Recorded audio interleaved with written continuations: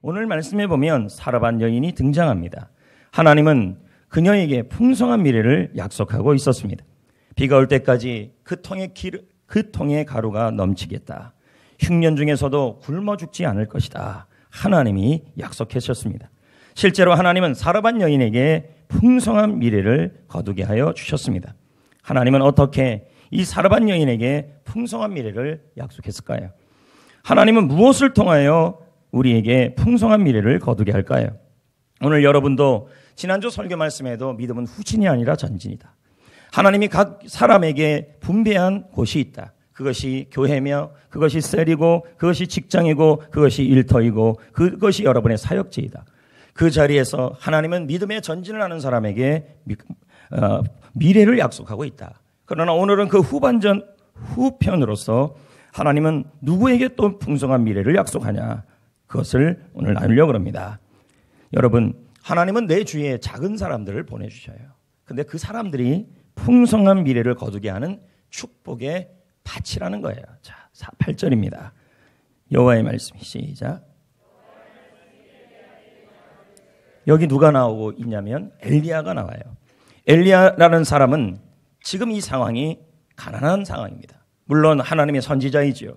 그럼에도 불구하고 그는 지금 가난했고 가진 것이 없었고 말 그대로 도움이 너무 필요한 사람입니다. 그럼 저는 여러분에게 묻고 싶습니다. 여러분의 엘리야는 누구일까요? 우리의 엘리야는 누구일까요? 말씀 그대로 본다면 주의 선지자입니다. 하지만 조금 더 넓게 본다면 내 주위에 도움이 필요한 사람이 엘리야라는 것이죠.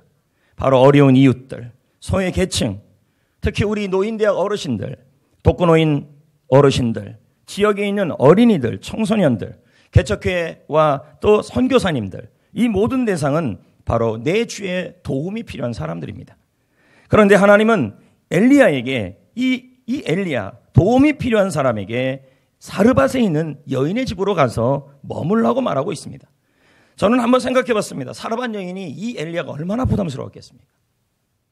나도 먹고 살기 힘든데 하나님이 엘리야를 거기다 보낸 거예요. 우리는 이 말씀을 그냥 주의 선지자를 보냈다라고만 보고 있지만 저는 말씀을 묵상하면서 물론 주의 선지자이지만 내 주위에 엘리야는 도움이 필요했었습니다. 먹을 것이 필요했고 그리고 가진 것이 없었습니다. 그러면 내 주위에 도움이 필요한 사람들도 엘리야일 수 있다는 거예요. 그럼 구조를 한번 보겠습니다. 너는 엘리야지요. 시작. 너는 일어나 시돈에 속한 거기 뭐 하래요? 거기 가서 뭐 하래요? 그 과부한테요.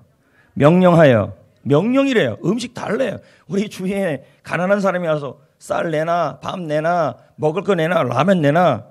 똑같은 형태입니다. 부담이 돼야 안 돼요. 이 여인 입장에서는요. 하나님은 엘리야를 사르밧에 있는 이 여인에게 보냈던 것입니다. 왜 보냈을까요? 저는 생각해 봤습니다. 이 사르밧 여인 얼마나 힘든 상황입니까? 3년 6개월 동안의 흉년입니다. 우리나라가 내년은 더 어렵다고 그러지 않습니까? 거기다가 남편을 잃었습니다. 먹고 살기 힘듭니다. 자식하고 둘이 살고 있습니다. 통에 남은 밀가루와 기름이 바닥을 보이고 있습니다. 둘은 말했습니다. 오늘 이거 먹고 죽어야 된다. 왜? 내일은 먹을 것이 없으니까. 이런 여인이 바로 이 사르밧 여인이었던 것입니다. 거기다가 몇 년 동안 비가 오지 않아 흉년이 거듭되고 있는 상황에 처해 있었습니다. 이 여인은 벼랑 끝에 서 있었던 것이죠. 이런 상황에 하나님은 누굴 보내냐면 엘리야를 보낸 겁니다. 그것도 그 엘리야를 섬기라고요. 여기서 우리가 기억해야 될 것이 있습니다. 하나님은 사르밧 여인에게 왜 엘리야를 보냈냐는 거예요. 우리는 생각합니다. 고통을 주려고 보낸 거 아닌가? 나 하나 살기도 힘든데, 나 하나 버티기도 힘든데, 나 하나 견디기도 힘든데 왜 섬길 사람을 보내가지고 나에게 고통 주려고 그러는가? 고통을 주려고, 부담을 주려고 보내는 것이 아니라 그 작은 자를 통해, 그 도움이 필요한 사람을 통해 여러분의 미래, 그녀의 미래, 사르밧 여인의 미래를 풍성하게 거두기 위해서라는 것이었어요. 문맥은 그렇게 흘러갑니다. 그럼 여러분 봅시다. 하나님은 어떨 때 여러분 주위에 작은 자를 보낼 때가 있어요. 부담스럽죠. 내 주위에 도움이 필요해요. 그 사람들이. 저는 생각해보고 또 생각해봤어요. 이 사르밧 여인의 입장에서요. 너무 부담이 돼요. 너무 고통스러워요. 나 하나 먹게 살고도 힘든데 무슨 엘리야를 섬겨요?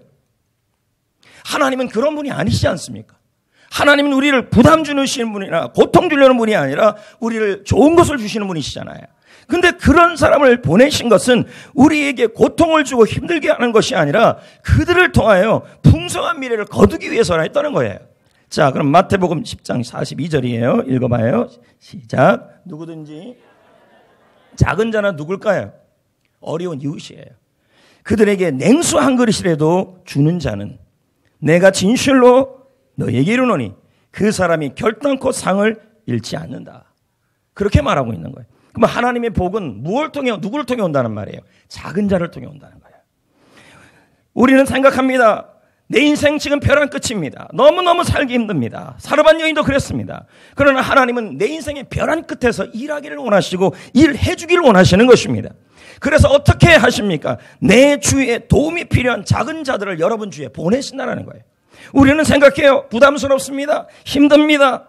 그러나 그 사람은 우리에게 부담을 주기에 보낸 사람이 아니라 그 사람을 통하여 하나님이 저와 여러분과 여러분의 자녀들, 특히 여러분의 자녀들의 풍성한 미래를 거두기 위해서 하나님이 보냈다는 거예요. 그러므로 내 주위의 작은 사람은 하나님이 풍성한 수확과 미래를 거두기 위해서 우리에게 보내신 그 작은 자는 축복의 밭이에요. 근데 우리는 부담스러워 하잖아요. 사르밧 여인도 그랬다는 거죠. 구제, 섬김, 사르밧 여인의 입장에서 나 하나 먹고 살기도 버겁고 나 하나 버티기도 힘들고 자식 키우기도 힘든데 무슨 구제와 섬김입니까? 이렇게 생각할 수 있다는 거예요. 그런데 하나님은 엘리야를 보냈다. 물론 주의 선지자이죠. 주의 사자죠. 그러나 주의 선지자, 주의 사자는 문자 그대로의 의미이기도 하지만 좀 더 넓은 의미로 본다면 내 주위에 살기 힘들고 어렵고 도움이 필요한 모든 자가 해당된다는 거예요.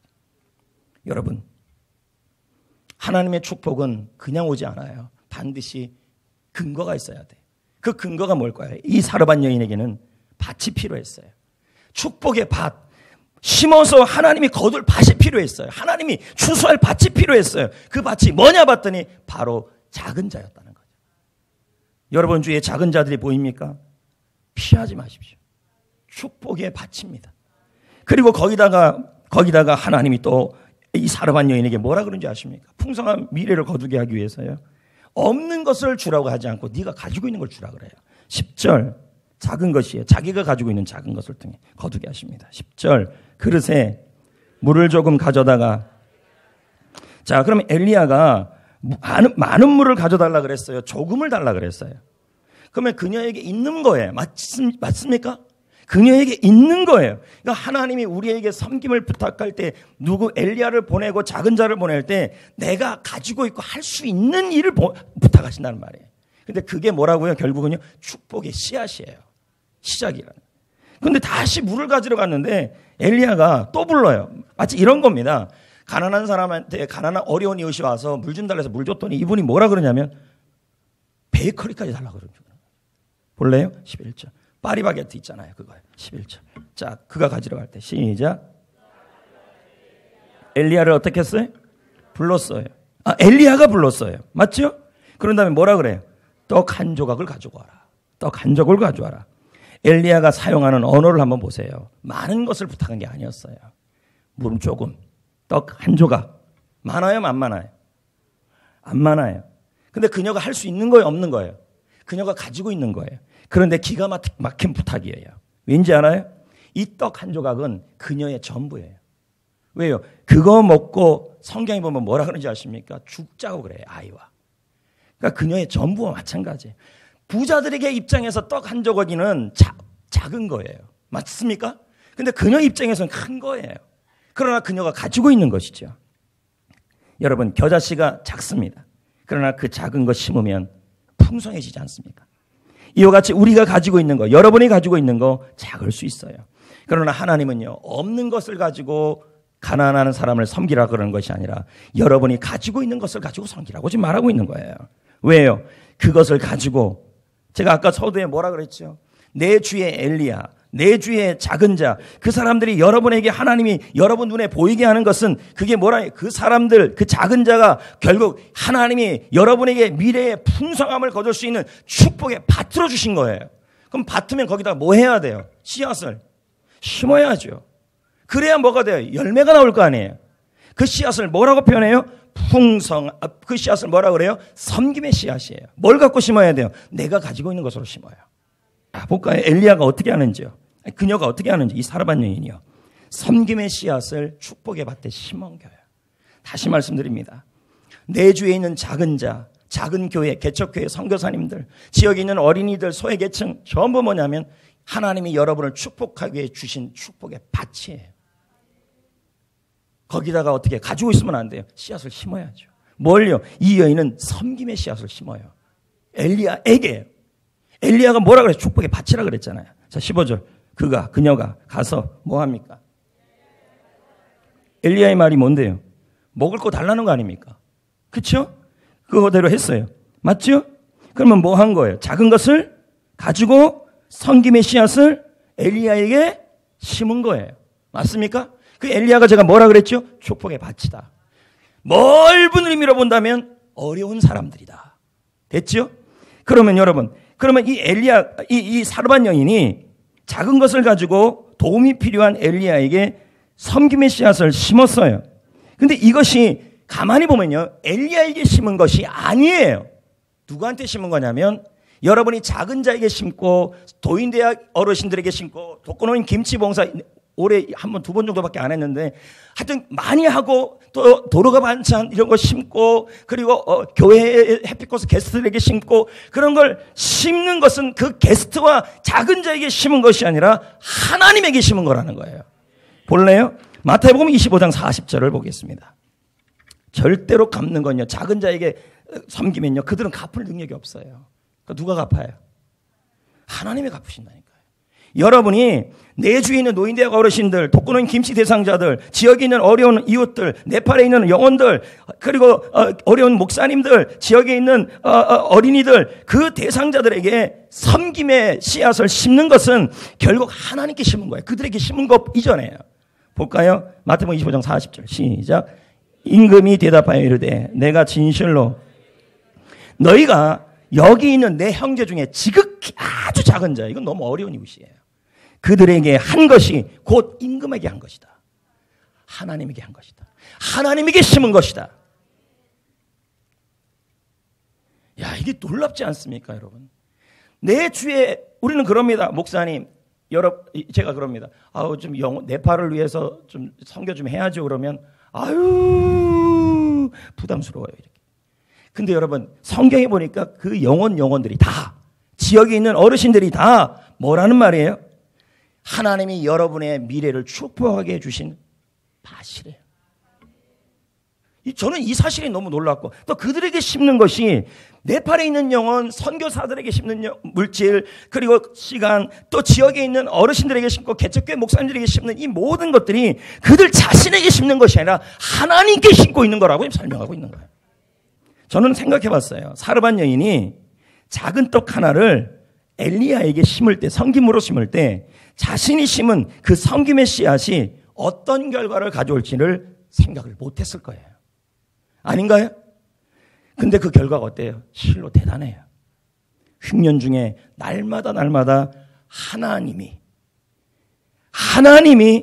그의 통과, 그녀의 통과, 그녀의 기름병에 계속 솟아나게 해요. 성경에 나옵니다. 마르지 않게 해요. 근데 더 놀라운 기적이 있어요. 그게 뭔지 알아요? 아들 있잖아요. 사르밧 여인의 아들. 그 아들이 지나면 죽어요. 이 소식을 누가 들어요, 나중에? 엘리야가 들어요. 와서 어떻게 합니까? 그냥 와서 어떻게 해요? 그 여인의 아들을 엘리야가 기도를 통해 살려요. 야, 이거 보세요. 처음에 그냥 둘이 먹고 죽겠다고 죽었으면 끝날 일인데, 엘리야가 뭐였냐면 축복과 생명의 밭이었다는 거예요. 거기다가 섬김을 심었다는 거예요. 작은 걸 심었어요. 내가 가지고 있는 걸 심었더니 이건 엘리야에게 심은 것이 아니라, 이웃에게 심은 것이 아니라 하나님께 심은 것이 돼버린 거예요. 그랬더니 하나님이 어떻게 해요? 그 여인과 그의 자녀가 3년 6개월 동안 기적적으로 살게 하고, 나중에 흉년이 끝나서 이 아이가 죽는 일이 일어났어요. 그럴 때 하나님이 엘리야를 통해 이 아이를 생명을 건지게 해놔요. 시작은 섬김이었어요. 작은 섬김 속에 그녀와 그녀의 아들의 미래까지 담겨져 있어요. 여러분, 심으면 거둬집니다. 갈라디아 6장 7절, 스스로 속이지 말라. 잘못 생각하지 말라. 하나님은 업신여김을 당하지 않는다. 이건 뭘까요? 하나님은 약속했으면 하시는 분이라는 거예요. 심은 대로 거둔다. 거둘 것이다. 넘치게 거둘 것이다. 사르밧 여인은 통에 가루를 심었습니다. 병에 기름을 심었습니다. 누구한테요? 엘리야에게. 엘리야는 어떤 사람이에요? 도움이 필요한 사람에게. 섬김의 씨앗을 심었어요. 이거 먹으면, 이건 나눠주면 아까운데 아주 꽁꽁 지는 분들도 계셔요. 어떤 분은 또 그래요. 기도하는데 아직 감동이 안 오는데 이렇게 비벼꼬아요. 여러분, 섬김은 감동으로 하는 게 아니에요. 믿음으로 하는 거예요. 그걸 기억하셔야 돼요. 가끔 물어보면 집사님 좀 섬기시죠. 그러면 뭐라 그러냐면 주님이 아직 응답이 안 떨어졌다는 거예요. 무슨 그런 응답이 있습니까? 섬김의 대상은 늘 하나님이 주시는 겁니다. 이건 응답과 감동으로 하는 게 아니에요. 믿음으로 하는 거예요. 그랬더니 3년 6개월 동안 통의 가루가 마르지 않았고 기름이 없어지지 않았고 흉년 중에 기근 중인데도 그녀만 풍성한 미래를 거뒀어요. 이 말은 뭘까요? 우리나라가 경제가 어렵다 그러는데 그 사람만 뭐냐면 풍성해지고 있다. 그거 똑같은 거예요. 잠언 11장 24절 이렇게 말씀합니다. 흩어 구제하여도 더욱 부하게 되는 일이 있다. 근데 과도하게 뭐 하면요? 아껴도 아끼고 했는데도 가난하게 될 수도 있다. 왜? 하나님이 하는 일에 복을 내려야 돼요. 하나님이 복을 내리는 사람은 어떤 사람이에요? 축복의 밭에 섬김의 씨앗을 심는 사람이에요. 이 사람은 어떡합니까? 결국은요. 내 주위에 작은 자를 보냈어요. 엘리야를 보냈어요. 주의 사자를 보냈어요. 도움이 필요한 사람을 보냈어요. 근데 그것을 가지고, 그 작은 것을 가지고 이제 뭐 해야 됩니까? 밭을 보냈으니까요. 선택해야 돼요. 섬길지 안 섬길지. 자, 15절 보세요. 그녀가 어떻게 합니까? 가가지고 엘리야의 말대로 15절 어떻게 해요? 했죠? 그러면 보세요. 그녀가 갖고 있는 떡 있죠, 떡. 그 떡이 똑같은 떡인데요. 우리가 갖고 있는, 여러분이 갖고 있는 떡이나 물질이 똑같은 거라 할지라도요, 선택에 따라서 아주 다른 결과가 나와요. 사르밧 여인은 선택해요. 섬김의 씨앗을 축복의 밭에 심어요. 밭은요, 아무리 배옥한 땅이라도요, 씨앗을 심지 않으면 자라지 않아요. 결단해요. 그녀의 결정이 쉬운 결정인지 아십니까? 그녀의 섬김이요. 생명을 거는 선택이에요. 왜? 이제 내일 어떻게 되는 건데요? 이거 없으면요, 죽어야 되는 거예요. 근데 그녀는 섬기면서도 결단을 하면서도 결심했을 겁니다. 내가 섬기면 풍성해질 거라는 믿음이에요, 믿음. 여러분, 섬김요? 사르밧 여인요? 있어서 섬겼습니까, 이거요? 섬김은요, 있어서 하는 게 아니에요.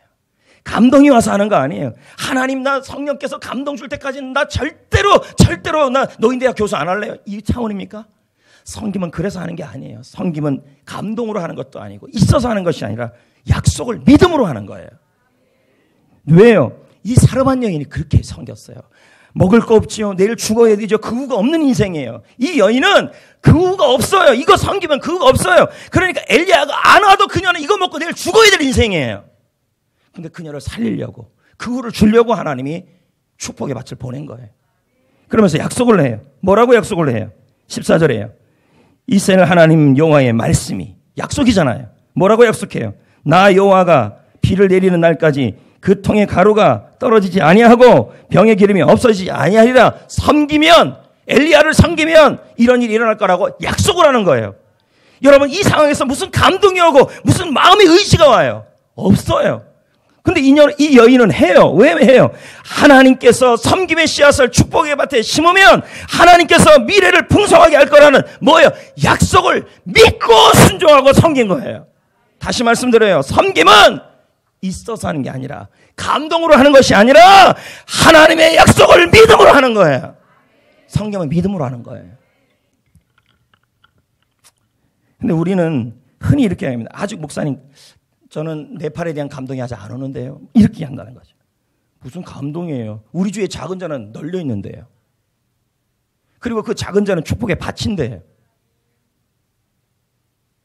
저는 이 말씀을 생각하면서 이렇게도 생각해 봤어요. 룻 있잖아요. 저 룻이라는 여인 얘기를 많이 하는데 룻에게 나오미는 뭡니까? 부담스러운 존재예요.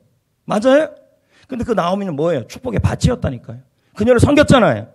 섬김의 씨앗을 심었잖아요. 그녀를 통해 하나님이 그녀를 섬긴 거예요? 아니요. 그 작은 자를 섬긴 것은 하나님을 섬긴 거예요. 그녀는 섬길 만한 힘도 없었어요. 그러나 믿음으로 섬기는 거죠. 믿어야 돼요. 섬김의 씨앗을 내 주의 엘리야를 섬기면, 어려운 이웃을 섬기면 내 주의 게스트, 그 다 대상에 해당되는 거예요. 게스트, 새가족, 노인대 어르신들, 독거노인 어르신들, 반찬 봉사자들, 네팔인 영혼들, 그리고 신학에서 외국인 학생들, 그 모든 영혼들이 여러분에게 부담을 주는 존재가 아니라 바로 하나님께서 그 영혼을 통하여 축복, 섬김의 씨앗을 거기다 심으면 풍성한 미래를 준다는 약속이 있어요. 이걸 믿으라고요. 믿음으로 섬기는 거예요. 이 여인은 그거가 없어요. 섬기지 않아도 그거가 없고 섬겨도 그거가 없는 인생이에요. 근데 하나님이 그런 사람을 보냈다는 건 뭐예요? 미래를 약속하고 있는 거죠. 실제로 어떻게 됩니까? 15, 16절 풍성하게 거둬요. 안 죽어요. 그 후가 있다니까요. 성경대로 보자고요. 그녀는 그 후가 없는 인생이었어요. 그러나 먼저 섬겼어요. 그랬더니 그 후를 허락했어요. 안 죽었어요. 15 시작. 그와 15 시작. 자, 그는 누구예요? 여인이죠? 엘리야죠? 그 다음에 엘리야 나오죠? 그의 식구가 누굴까요? 성경에 보면 아들이 나오잖아요. 자녀. 그 자녀가 어떻게 죽었어요? 여러 날 먹었더라. 6년 내내 먹었더라. 16절. 통에 기름이, 가루가, 병에 기름이. 맞지 않아요? 근데 더 재밌는 건요. 요즘도 우리가 살기가 힘든데 이런 상황이라면 이 여인이 6년 중에서 나는 오늘 이 밀가루와 기름을 가지고 한 번 먹고 아들과 죽겠다는 이야기가 만약에 오늘날 뉴스가 있는 거라면 신문의 헤드라인이 됐을 겁니다. 죽었다면. 근데 이런 일들이 많이 일어날 수 있다는 거예요. 그러니까 당시에 이 이스라엘 땅에 사르밧 여인과 같은 상황에 있는 과부들이 굉장히 많았어요. 근데 이 여인은 어떻게 해요? 이 여인은요, 풍성한 미래를 이 여인만 거뒀다고 그래요. 이 얘기를 누가 인용하는데요? 성경일보 헤드라인에 나와요. 누가 인용하는데요? 하나님의 아들이 인용해요. 이 여인을요. 볼래요? 누가복음 4장 25, 26절을 한번 봐요. 엘리야 시대에 하늘이 몇 년이 담겨 있었어요? 온 땅에 뭐가 왔어요? 그때 이스라엘에 많은 뭐가 있었어요? 자, 그러면 이런 힘든 가부들이 많았다는 말은 오늘 먹고 내일 죽어야 되는 가부들이 그 후가 없는 인생들이 많았다는 얘기예요. 맞습니까? 그런데 그들이 어떻게 그런데 누구한테만 지금 하나님이 엘리야를 보냈어요? 자, 26절 봐세요. 엘리야가 그 중에 많은 사람이 있는데 그 중에 누구한테 가요? 한 사람이에요. 그 예수님이 인용했다니까요. 한 사람에게도 보내심을 받지 않고 누구한테만 보냈냐면 오직이란 말은 그녀한테만 엘리야가 갔단 말이에요. 누가 보냈어요? 하나님이 가라 그랬어요. 그녀한테. 그래서 그녀에게 간 거예요. 그럼 왜 하나님이 엘리야를 예수님이 인용하면서 보냈을까요? 아마 예상컨대 이 여인은 평상시에 섬김이 있었던 여인이었을 거예요. 누구만 살았을까요, 여러분? 이 여인만 살았어요. 수많은 여인들이 있었음에도 불구하고. 왜 그랬을까요? 내 옆에 있는 어려운 이웃을 부담으로 본 거죠. 나보다 더 힘든 사람들을 고통으로 본 거죠. 그러나 이 사르밧 여인이 성경에 나오지 않지만 정황상 본다면 이 여인은 섬김에 대한 마인드는 있었을 거라는 거죠. 왜 보냈을까요? 그녀가 섬길 수 있는 씨앗을 뿌릴 여인이었기 때문에. 약속을 믿을 여인이기 때문에. 다시 말씀드립니다. 섬김은요, 감동으로 하는 게 아니라 우리가 잘 쓰는 말이 있습니까? 성령의 감동이 와야 한다고. 마음이 동해한다고. 여러분, 이건 마음이 동해도 못할 상황입니다. 이 여인이 왜 이렇게 하는 거예요? 믿음으로 한 거예요. 섬김을. 심은 거예요. 성도 여러분, 때로는 하나님이 내 주위에 작은 자를 보낼 때가 있어요. 작은 자가 눈에 보일 때가 있어요. 섬길 사람이 주위에 있을 때가 있어요. 왜요? 하나님이 여러분에게 부담 주기 위해서요? 힘들게 하기 위해서요? 여러분이 벼랑 끝에 있는데 그런 사람들 왜 주위에 자꾸 보이게 하냐는 거죠. 그게 아니라는 거죠. 그들은 축복의 밭이에요.